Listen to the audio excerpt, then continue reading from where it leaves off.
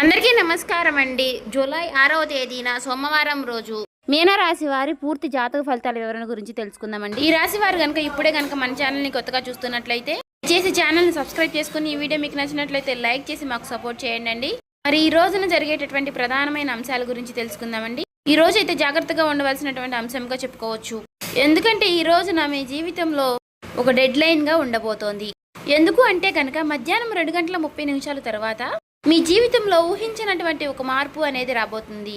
అమ్మక్క సారక్క జ్యోతిష్యాలయం గురువు గారు విజయరాజు గారండి. స్త్రీ పురుష వశీకరణ కూడా చేయబడును. ప్రేమ సమస్యలు, పెళ్లి సమస్యలు, భార్యాభర్తల సమస్యలు, అత్తకోడల సమస్యలు, ఆస్తిగాదాలు, అప్పుల బాధలు, ఇలా అనారోగ్య సమస్యలకి, సంతాన సమస్యలకి, కోర్టు సమస్యలకి, ఆస్తి తగాదాలకి, అప్పుల బాధలకి, ఇలా ఏ సమస్యలకైనా ఈ గురువు గారు చాలా చక్కటి పరిష్కారాలు చెప్తారండి. మనం ఎక్కడున్నా సరే గురువు గారిని ఫోన్ కాల్ ద్వారా సంప్రదించవచ్చు.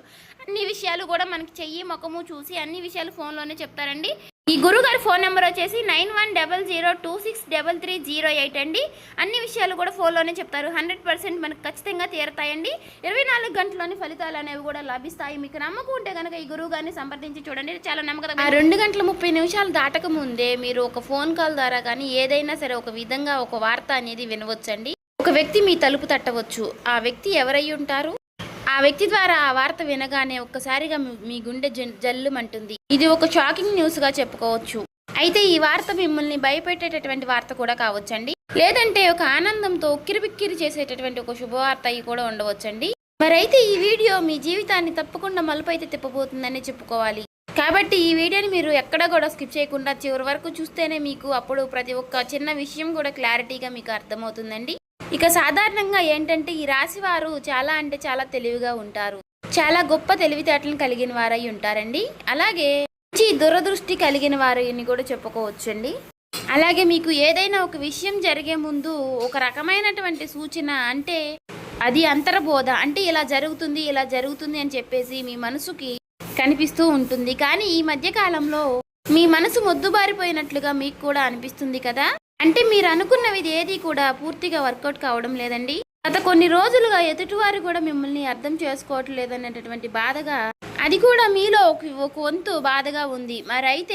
మరైతే మీ గుండె లోతుల్లో ఏదో ఒక అద్భుతం అనేది జరగబోతుంది అని చెప్పేసి మీరు మాత్రం మనసులో పూర్తిగా ఏదో ఒక విషయంలో నమ్ముతూనే ఉంటారు. అయినప్పటికీ గత కొన్ని సంవత్సరాలుగా మీరు ఒక గందరగోళమైనటువంటి పరిస్థితులు అనేది చిక్కుకున్నారండి. చెప్పాలంటే ముఖ్యంగా ఒక ఆర్థిక పరమైనటువంటి విషయంలో కావచ్చు, లేదంటే ఒక డాక్యుమెంట్స్ విషయంలో కావచ్చు అండి, లేదా భూమి విషయంలో కావచ్చు. ఇలా మీరు ఎదురు చూపులు చూస్తూ ఉన్నారు.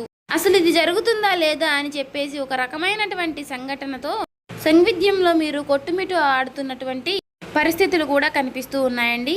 మరైతే మీరు బాగా నమ్మినటువంటి కొంతమంది వ్యక్తులు కూడా మీ మీద నెగిటివ్గా సమాచారం అనేది చేస్తూ ఉండటం. అయితే రేపటి రోజున మీకు మధ్యాహ్నం ఈ టెన్షన్స్ కానీ, లేదంటే తర్వాత జరగబోయేటటువంటి అంశం గురించి కానీ తెలుసుకుంటే ఇది మీకు చాలా చాలా ప్రత్యేకంగా మీ జీవితంలో ఉండబోతుంది.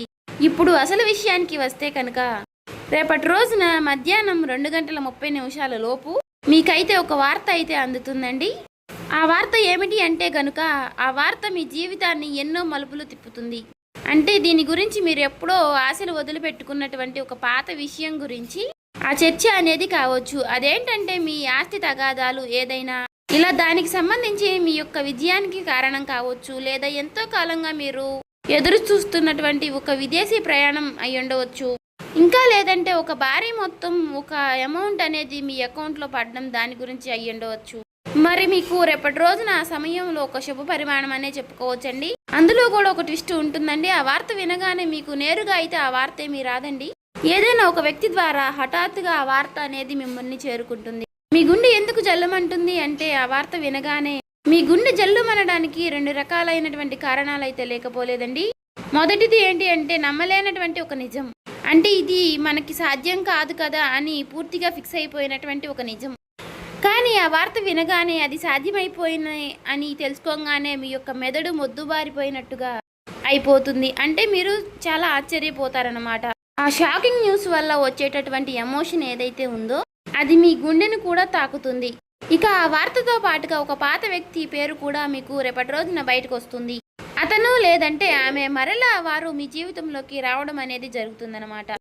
వారు వచ్చారా అనేటటువంటి ఒక షాకింగ్ అనేది మీలో కలుగుతుందండి.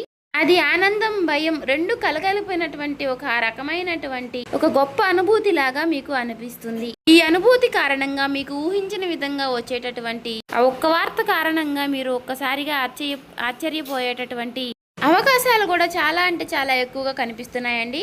అయితే అసలు మరి ఇప్పుడు ఇది ఎందుకు జరుగుతుంది అంటే, ఇప్పుడు మీరు సాధారణంగా మీరు ఈ 2 గంటల 30 నిమిషాల లోపు దీనికి సంబంధించినటువంటి దీనికి కారణం ఏమిటంటే, మీరు గతంలో చేసినటువంటి ఒక రహస్యకరమైనటువంటి ఒక సహాయం అనేది, లేదంటే ఒక ఇన్వెస్ట్మెంట్లో మీరు పూర్తిగా మర్చిపోయినటువంటి పూర్తిగా ఒక పని, దానికి సంబంధించినటువంటి ఒక మంచి ఫలితాలను అయితే మీకు ఇప్పుడు ఇస్తుందండి. మీ వెనుక ఎవరో మీకు తెలియకుండానే ఈ పని అనేది పూర్తి చేస్తారు. ఎవరు చేసుంటారు అని చెప్పుకోవాలి అంటే మాత్రం ఆ భగవంతుడే చేశారని చెప్పుకోవాలి. అంటే ఈ రోజున కొంతమంది వ్యక్తులు ఆ నిజాన్ని బయట పెట్టాలి అని నిర్ణయించుకుని ఉంటారు. అయితే అందుచేత వారు ఊహించని విధంగా మీకు ఈ ధనలాభం అనేది మీదే, ఈ ఆస్తి కూడా మీదే, దానికి సంబంధించినటువంటి డాక్యుమెంట్స్ కానీ ఇలాంటివి ఏవైనా సరే తీసుకువచ్చి మీకు పూర్తిగా వివరణ అనేది చేస్తారండి. వీటన్నిటిని చూసుకుంటే కొంచెం రెస్ట్ తీసుకునేటటువంటి ప్రశాంతకరమైనటువంటి రోజు అని చెప్పుకోవచ్చు. ఊహించిన విధంగా వారు చెప్పడం వల్ల మీకు కొంచెం ఆశ్చర్యకరంగా అనిపిస్తుంది. అయితే దీనికి మరొక రీజన్ కూడా ఉందండి. గ్రహస్థితి పరంగా చూసుకున్నట్లయితే గనుక మీకు ఈ రోజున శని ప్రభావం అనేది కొంచెం తక్కువగానే కనిపిస్తుంది. అలాగే ఈ రోజున మీకు శని భగవానుడు మంచి అవకాశాలను కూడా ఇవ్వబోతున్నాడండి. రాహువుల యొక్క సంచారం, గురు దృష్టి మీ యొక్క రాశి యొక్క పైన కూడా పడిందండి. కాబట్టి ఈ 2 గంటల 30 నిమిషాలు అనేది ఈ రాశి వారికి ఒక ముహూర్తం లాంటిది అన్నమాట.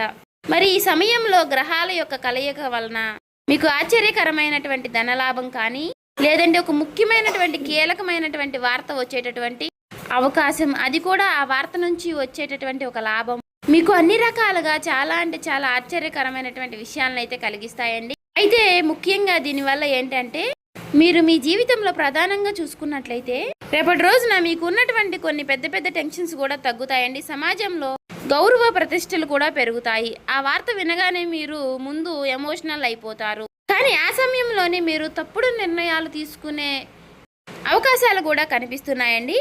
అంటే అలాగే ఏదైనా మీరు కొంచెం అంటే మీకు బీపీ అనారోగ్య సమస్యలు ఉన్నవారు కూడా ఆవేశపడిపోయి తొందరపడి నిర్ణయాలు తీసుకోకుండా కొంచెం ప్రశాంతంగా నిర్ణయాలు తీసుకోవడం, సమర్థవంతంగా ఎదుర్కొనేటటువంటి ప్రయత్నం అనేది చేయాలండి. అటువంటి శక్తి ఉన్నప్పుడు ఏ విధంగా కూడా మనం భయపడాల్సిన అవసరం అయితే లేదండి. ప్రతి ఒక్క మనిషి విషయంలోనూ కూడా శుభవార్తలు అశుభవార్తలు సాధారణం. ఒక్కొక్క రోజు మనకు చాలా ప్రశాంతంగా అనిపిస్తుంది, ఒక్కొక్క రోజు అసలు ఈ రోజే బాగాలేదు, చాలా ఒత్తిడిగా ఉంది, నిద్ర లేచినప్పటి నుంచి ఎవరి ముఖం చూసాము అన్నట్లుగా ఒక రకమైనటువంటి ఫీలింగ్ అనేది మనలో కలుగుతూ ఉంటుంది. అలా ఒక్కొక్క రోజు ఒక్కొక్క రకంగా ఉంటుంది అన్నమాట. కాబట్టి ఒక్కొక్క రోజు మనకు సంబంధించినటువంటి పనుల్లో కొన్నిటిలో ప్రశాంతత అనేది కనిపిస్తుంది. అదేవిధంగా ఒక్కొక్క రోజు మనకు సంబంధించిన పనుల్లో పూర్తిగా డేలా పడిపోతామేమో అన్నట్లుగా అనిపిస్తూ ఉంటుంది. కాబట్టి ఏదైనా మన ఆలోచన విధానంలో మనం తీసుకునే నిర్ణయాలు బట్టి ఉంటుందండి. కాబట్టి ఈ రోజున ఉదయం టైంలో ఆ శివుడి యొక్క ఆరాధన చేసుకోవడం, ఓం నమః శివాయ అనే మంత్రాన్ని జపించుకుంటూ ఉండడం, వీలైతే మీరు శివాలయానికి వెళ్ళి 11 ప్రదక్షిణలు కానీ 21 ప్రదక్షిణలు కానీ చేసుకుని కాసేపు ఆ ఆలయంలో ప్రశాంతంగా కూర్చుని శివుని దర్శనం చేసుకుని మీకు వీలైనన్ని సార్లు లేదంటే 108 సార్లు కానీ ఓం నమః శివాయ అనే మంత్రాన్ని జపించడం వల్ల మీకు ఉన్నటువంటి కొన్ని నెగిటివిటీ అనేది తొలగిపోయి పాజిటివిటీ అనేది పాస్ అవుతుందండి. ఒక మాటలో చెప్పాలంటే మైండ్ అంతా కూడా మీకు కొంచెం రిలీఫ్ అనేది ఇస్తుంది. ఇది ఒక విశేషమైనటువంటి రోజుగా చెప్పుకోవచ్చు. ఇక ఈ రోజు మధ్యాహ్న సమయంలో మీరు ఎవరితో కూడా గొడవలకు కానీ తగాదలకు కానీ పోవద్దండి. ఈ రోజున మీరు నీలం రంగు దుస్తువులు ధరించడం వల్ల మీకు మరింత ప్రశాంతతను ఇస్తుందన్నమాట.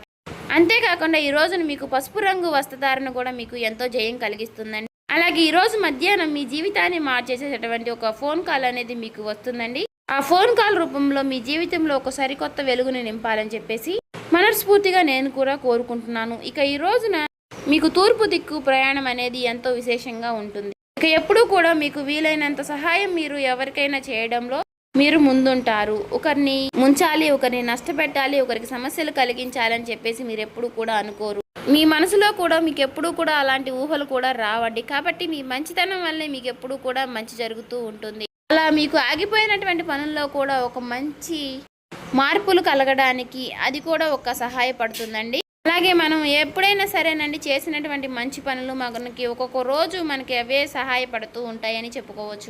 అలా నిదర్శనమే ఈ రోజు అండి. కాబట్టి మీ జీవితంలో రాబోయేటటువంటి మీ జీవితంలో ఒక మంచి మార్పు అనేది వస్తుంది. మీరు మనస్ఫూర్తిగా మంచిగా ఈ రోజున పాజిటివ్గా ఉండండి. మీ మనసులో మీరు ఎప్పుడు ఎటువంటి నెగిటివ్ ఆలోచనలు అనేవి చేయకండి. అలాగే మీరు ఏదైనా ఒక విషయం గురించి నిర్ణయం అనేది తీసుకునే ముందు 1కి 4 సార్లు ఆలోచించి పెద్దల యొక్క సలహాలు సూచనలు తీసుకుని జాగ్రత్త నిర్ణయాలు అనేవి తీసుకోండి. అలాగే మీ ఇంట్లో పెద్దల యొక్క ఆశీర్వచనాలతో పాటు మీ జీవిత భాగస్వామి యొక్క నిర్ణయాలని గౌరవించండి. ఇక ఈ రోజున మీరు బయటికి వెళ్ళే ముందు ఆ శివుడి యొక్క బసం కానీ లేదంటే సింధూరాన్ని కానీ ధరించండి నుదుటిన. ఇలా ధరించడం వల్ల మీకు వచ్చేటటువంటి కొన్ని నెగిటివ్ ఆలోచనలు నెగిటివ్ సమస్యలు అనేవి తొలగిపోతాయి. అంతా కూడా పాజిటివిటీగా ఉంటుంది. మీ మనసు కూడా చాలా ప్రశాంతంగా ఉంచుకోనండి. నలుగురితో నవ్వుతూ మాట్లాడండి. ఎవరి మీద కూడా చిరాకు పడడం కోప్పడడం ఇలాంటి పనులు చేయకండి. అలాగే మీకు వచ్చేటటువంటి సంకేతాల ద్వారానే మీకు రిజల్ట్ అనేది చాలా కనిపిస్తూ ఉంటుంది. కాబట్టి మీరు కొన్ని ఏవైనా సరేనండి వచ్చినప్పటికీ వాటి గురించి ఆలోచిస్తూ ఉండండి. సో చూసారు కదండి, ఈ వీడియో కనుక మీకు నచ్చినట్లయితే ఓం శ్రీ మాత్రే నమః అని కామెంట్ చేసి లైక్ చేసి మాకు సపోర్ట్ చేయడం మాత్రం మర్చిపోకండి. ఇంకా ఎవరైనా మన ఛానల్ సబ్స్క్రైబ్ చేసుకునే వాళ్ళు ఉంటే దయచేసి సబ్స్క్రైబ్ చేసుకోండి.